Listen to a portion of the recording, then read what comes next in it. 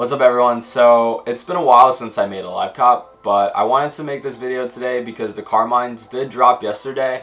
But by the time I post this video, probably 2 days ago, but the Carmines was a unique situation where only 2 foot sites did get the Carmines. Most of the stock was recalled because of the pink midsole, making the Carmines more limited than they should have been. Most of you guys should have gotten this information through your cook groups the night before, but if you didn't get that information or you don't have a cook group yet, I would check out Mommy's Kitchen on Twitter. They did get this information a couple days early. That's how I was able to secure some men's pairs, but if you do need a cook group, go check them out. But besides that, let me show you guys what happened during the drop.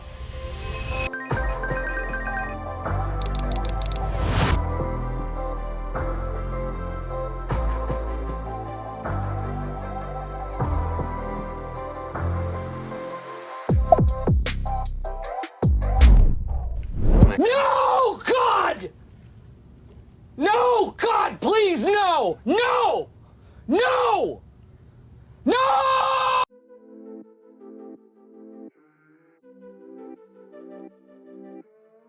So TSP did work pretty well. It did get me 3 pairs. One I am returning because I don't know what to do with the size 17.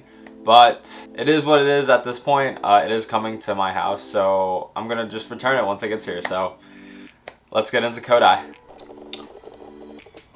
So as you can see for Kodai, I was solving CAPTCHAs literally the whole time. Within the first 5 minutes, my Gmails were pretty much burnt. I had to solve everything manually.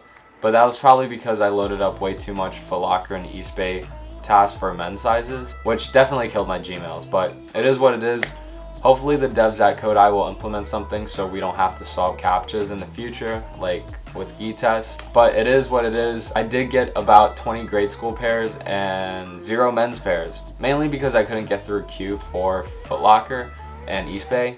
But hopefully things will be different for the next drop with Kodai.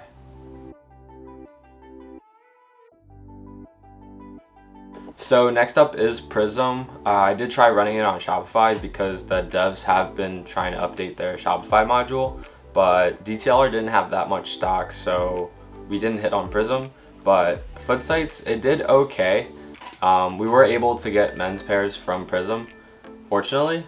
The only issue with Prism was that it wasn't working that well in the beginning, but the devs were consistently updating it during the drop, so every time I restarted the bot and it updated, it worked better and better each time. The only issue for Prism during that drop was foot sites weren't loading men's stock as much. Like it was being stocked up really slowly for some reason. At some point after Prism updated, we were able to check out a couple pairs of men's sizes almost immediately. But after that, stock was pretty much non-existent. So Prism did well for me. Prism's pretty reliable. But the upside with running Prism is that it has rotating proxies, so I didn't have to solve as many CAPTCHAs as Kodai. But hopefully Monday we do hit more on the restocks, but it is what it is. We did get some men's pairs, so I am happy about that. We also got some grade schools. So a total of 14 checkouts, 4 of them were men's sizes and 10 of them were grade school. I didn't run grade school as much as Kodai on Prism because I just didn't want that many pairs of grade school. Even though they were cheap, prices afterwards did go up a little bit, but I knew they would come down, so I didn't go for grade school as much.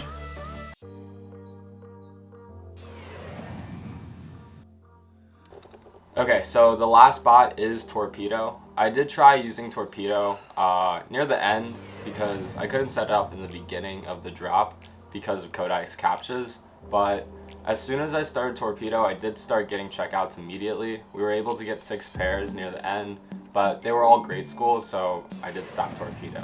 But probably for next week's drops, for the Dunks and the Silver Toe Jordan 1s, I'm probably going to run Torpedo instead of Kodai and focus more on Torpedo and Prism during the drop.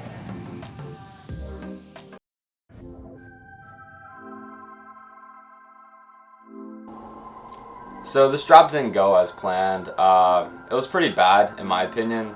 We were able to get over 40 checkouts, but Only some of them were men's, while most of them were grade school. But hopefully next time I do a little bit better in setting up and being prepared for a drop. It's been a while because January has been pretty dry and we didn't really go for that much, but I do want to show you what I have left over from my January drops. So first up, we have the Jordan 4 Starfish. I have 11.5 left. To be honest, this shoe was it was like really cool in pictures, but after the drop and after seeing it in hand, it didn't seem that cool to me anymore. I thought it was going to be more like the Bread 4s, but it's a lot more orange than you think. Not really too wearable. For a Jordan 4, it's not that bad. I do enjoy that they did cut the tongue on the top, like the off-whites, but yeah, not keeping the shoe. This shoe's probably gonna get sold. It is my size, but I think there is another Jordan 4 coming out this year that I might keep for personal.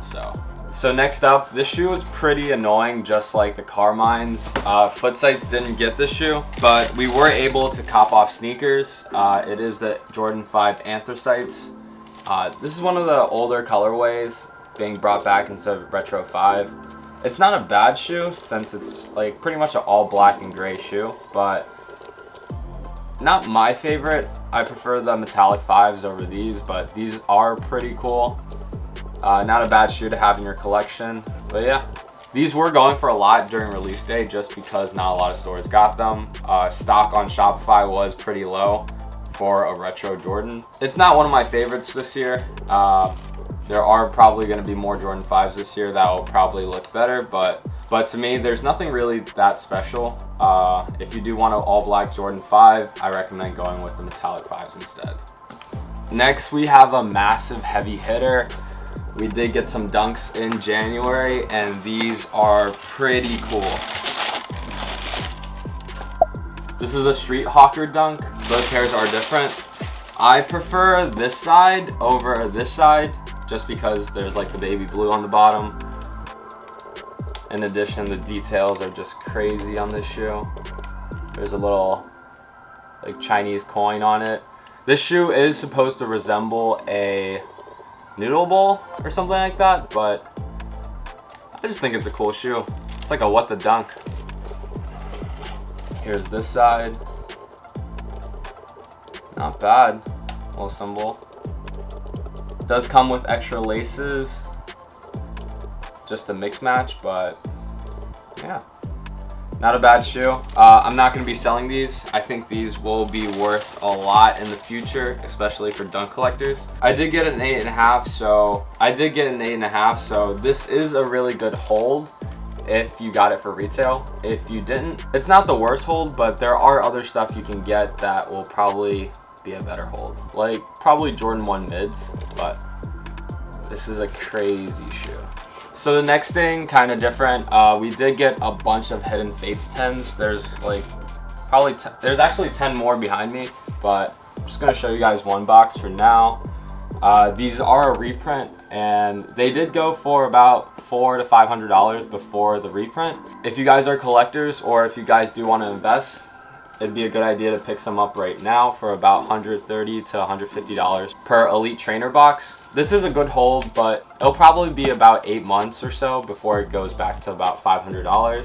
If you are trying to get these for retail, you got to check your local Walmarts and Targets and maybe some other stores, because they are restocking constantly, but eventually stock will be gone because all the reprints are still limited. After a certain point, you won't be able to find these anymore. In addition, I also did open 4 of these boxes already, and we did create a video on my friend's channel that will be up soon, Pokey Degens. So probably by the next video, I will have a link to that. I got some pretty cool cards in there.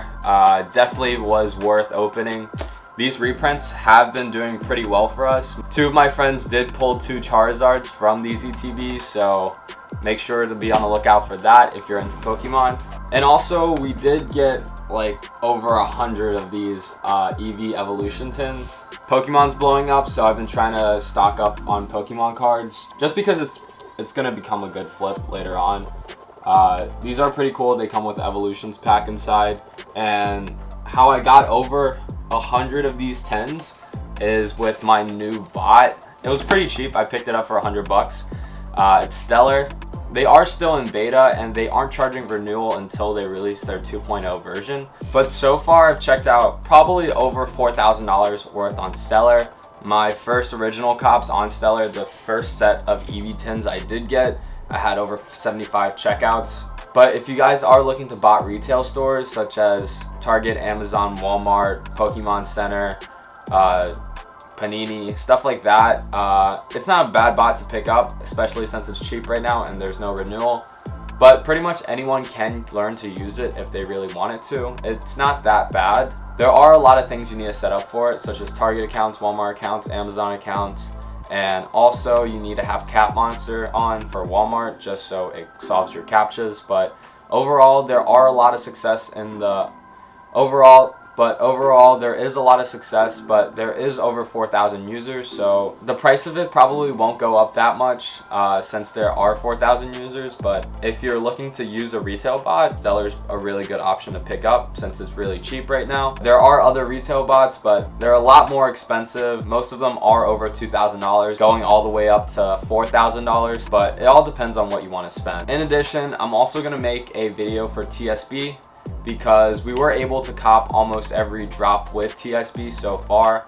I am getting the Clot 14s this week, which is pretty cool. I didn't record for that, but I'm going to show you guys the setup for TSB just in case if you guys want to run for Nike. Besides that, I hope you guys enjoyed this video. I know this was kind of different from my typical live cops, but there are a lot more drops coming up in February and I will try to get back in the rhythm of recording again. So I'll see you guys next time.